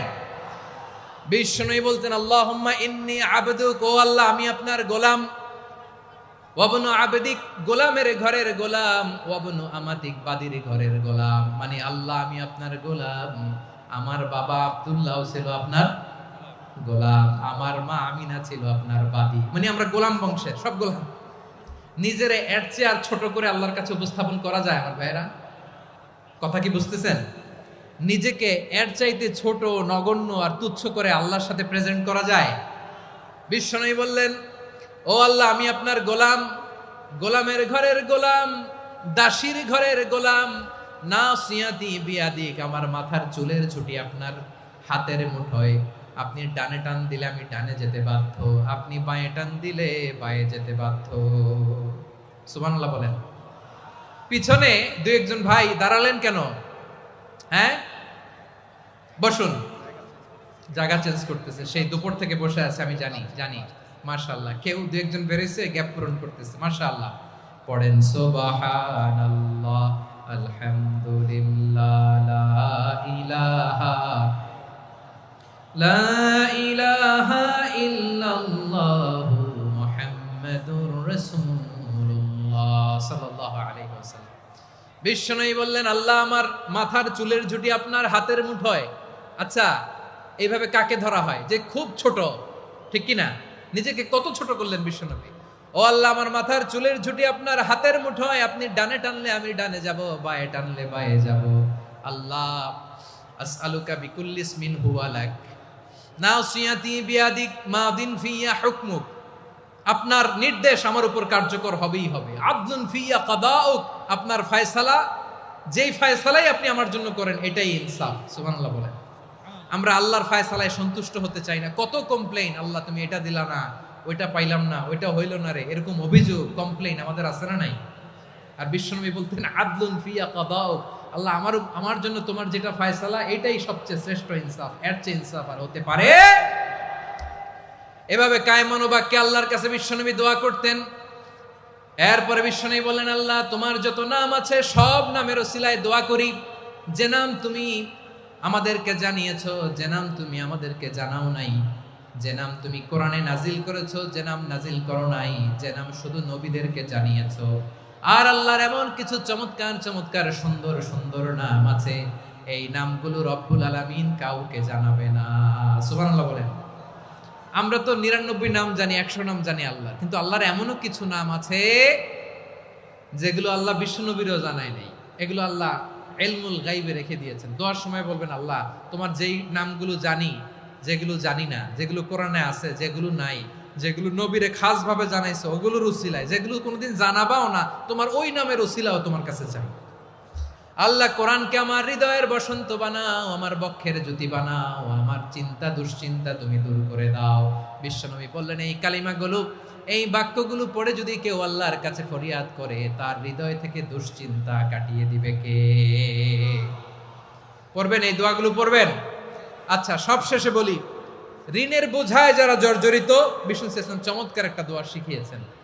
আমাদের অনেকে ঋণের বোঝায় জর্জরিত, আছে না নাই? এদিকে কেউ আছেন? থাকলে হাত তোলার দরকার নেই, থাকলে এই দোয়াটা পড়বেন। এক সাহাবীর নাম আবু উমামা, নামাজের ওয়াক্ত ছাড়া উনি মসজিদে যেয়ে বসে আছে। বিশ্বনবী বললেন, কিরে আবু উমামা, নামাজের তো ওয়াক্ত হয় নাই, মসজিদে কি? সাহাবী বলে, হুমুমুন লাজিমাতনি ওয়া দুয়ুন, নবী গো, ঋণের বোঝায় এমন টেনশনে আছি, ঘরে থাকতে পারলাম না, মসজিদে চলে আসছে। বিশ্বনবী বলেন, আমি কি তোমার এমন একটা দোয়া শিখাবো যেটা পড়লে আল্লাহ তাআলা তোমার ঋণের বোঝা হালকা করে দিবেন? আবু উমামা বললেন, ইয়া রাসূলুল্লাহ, অবশ্যই শিখাবেন। বিশ্বনবী বললেন, তাহলে তুমি পড়বা, আল্লাহুম্মা ইন্নী আউযু বিকা মিনাল হাম্মি ওয়াল হাযান ওয়া আউযু বিকা মিনাল জুবনি ওয়াল বুখল ওয়া আউযু বিকা মিন গালাবাতিদ দাইনি ওয়া কাহরির রিজাল। ও আল্লাহ, তোমার কাছ থেকে দুশ্চিন্তা থেকে পানাহ চাই, কৃপণতা, ভীরুতা, অলসতা, কার্পণ্যতা, এই সব কিছু থেকে, মানুষের কঠোরতা, আমার উপর মানুষের আধিপত্য এবং ঋণের বোঝা থেকে পানাহ চাই। এই দোয়াটা যখন বিশ্বনবী শিখাই দিলেন, আবু উমামা বারবার এই দোয়া পড়ে, আল্লাহুম্মা ইন্নী আউযু বিকা মিনাল হাম্মি ওয়াল হাযান ওয়া আউযু বিকা মিনাল আজজি ওয়াল কাসাল ওয়া আউযু বিকা মিনাল জুবনি ওয়াল বুখল ওয়া আউযু বিকা মিন গালাবাতিদ দাইনি ওয়া কাহরির রিজাল। আবু উমামা বলে, এই দোয়া আমি পড়তে লাগলাম আর পড়তে লাগলাম, কিছুদিন পরে দেখা গেল বিশ্বনবীর শেখানো এই দোয়ার বদৌলতে আল্লাহ তাআলা আমার সব ঋণ পরিশোধের ব্যবস্থা করে দিয়েছেন। পড়বেন পড়বেন। আমার প্রিয় পটুয়াখালীর ভাইয়েরা, বিশ্বনবীর জামাতা সাইয়্যিদিনা আলী রাদিয়াল্লাহু তাআলা আনহুর কাছে এক লোক এসে বলে, হে আলী, ঋণের বোঝায় আমি জর্জরিত, আমার কিছু অর্থ দিয়ে সাহায্য করো। সাইয়েদনা আলী রাদিয়াল্লাহু তাআলা আনহু বললেন, আমি কি তোমার এমন একটা দোয়া শিখাবো যেটা বিশ্বনবী আমাদের শিখিয়েছেন? এই দোয়া যদি তুমি পড়ো, লাউ কানা আলাইকা মিসলু জাবালিন কাবীরিন দাইনান আদাল্লাহু আনকা, পাহাড় পরিমাণও যদি ঋণের বোঝা হয়, আল্লাহ এটা পরিশোধের ব্যবস্থা করে দিবেন।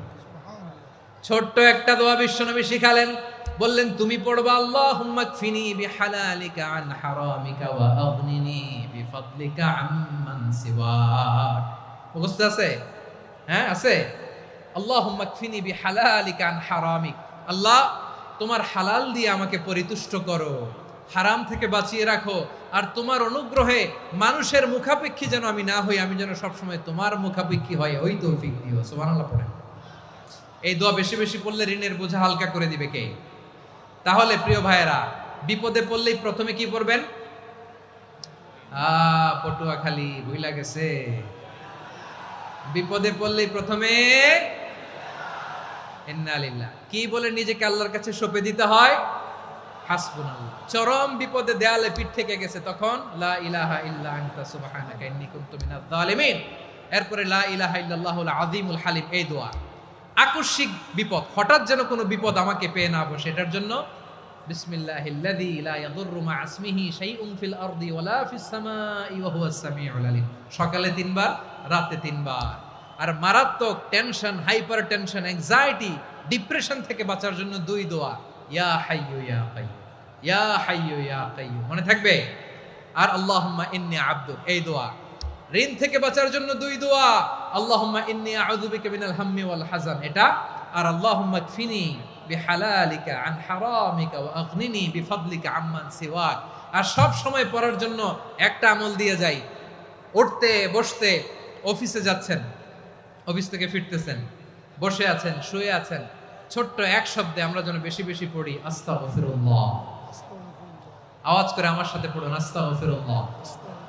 আবার পড়ুন আস্তাগফিরুল্লাহ।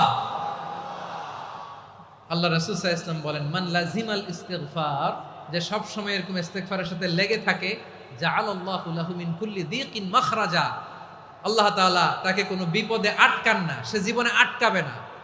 যে কোনো বিপদে আল্লাহ তার রাস্তা বের করে দিবেন, way out, you will get a way out and solution. সুবহানাল্লাহ।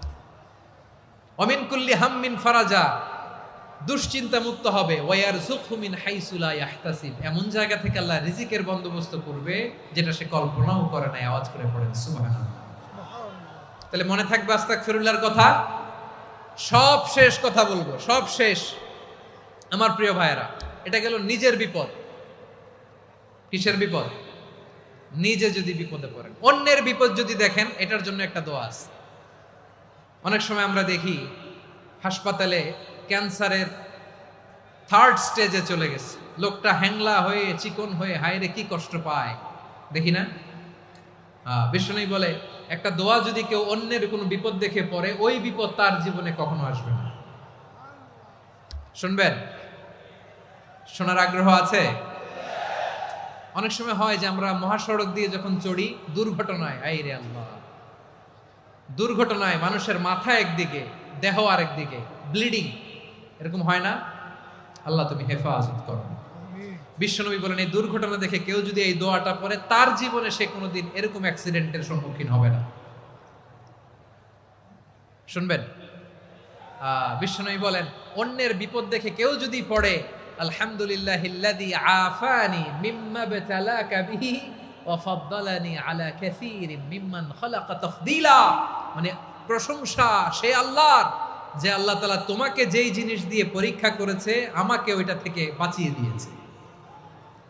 তোমাকে আল্লাহ যেই বিপদে ফেলেছে, আমাকে ওই বিপদ থেকে তিনি মুক্ত রেখেছে, আর তার অনেক সৃষ্টির উপর আমাকে তিনি প্রাধান্য দিয়েছে। সুবহানাল্লাহ পড়েন। যে কোনো বিপদ, কারো ক্যান্সার দেখে যদি এই দোয়াটা আপনি বিশ্বাসের সাথে পড়েন, জীবনে কোনোদিন ক্যান্সার রোগে আক্রান্ত হবেন না। দুর্ঘটনা দেখে যদি পড়েন, ওই দুর্ঘটনা আপনাকে স্পর্শ করবে না। যে কোনো কারো বিপদ দেখে যদি কোনো বিশ্বাসী বান্দা এই দোয়া পড়ে, বিশ্বনবী বলেন, লাম ইউসিবহু যালিকাল বালা, ওই বিপদ তাকে আর ধরবে না। উফিয়া মিনহু মিন যালিকাল বালা কাইনাম মা কান, সে যতদিন হায়াত পাবে কোনোদিন ওই বিপদ তাকে স্পর্শ করবে না। এই দোয়াটা পড়তে রাজি আছেন আমার প্রিয় ভাইরা? তাহলে পুরো আলোচনার সেন্ট্রাল থিম হচ্ছে আমাদের জীবনে বিপদ আসবে, কষ্ট আসবে, দুঃখ আসবে, কিন্তু বিপদে আপদে আমরা হাল ছেড়ে দিব না, হতাশ হব না। মুমিন হতাশ হয় না, নিরাশ হয় না, হাল ছেড়ে দেয় না। মুমিন ভরসা রাখে একজনের উপর। আওয়াজ করে বলুন, যিনি কে? বিপদে পড়লে আমাদেরকে উদ্ধার করে কে? আবার আমাদেরকে যদি কোনো নেয়ামত আল্লাহ দিতে চান, ওইটা কেড়ে নেওয়ার ক্ষমতা কারো আছে? তাহলে আমরা কানেক্টিভিটি বাড়াবো কার সাথে? আমাদের প্রার্থনার ফরিয়াদের হাত তুলবো কার কাছে? রাজি আছেন? পটুয়াখালীর ভাইয়েরা, মনে থাকবে কথাগুলো? আল্লাহ তাআলা আমাদের সবাইকে কথাগুলো বোঝার ও আমল করার তৌফিক দান করুন।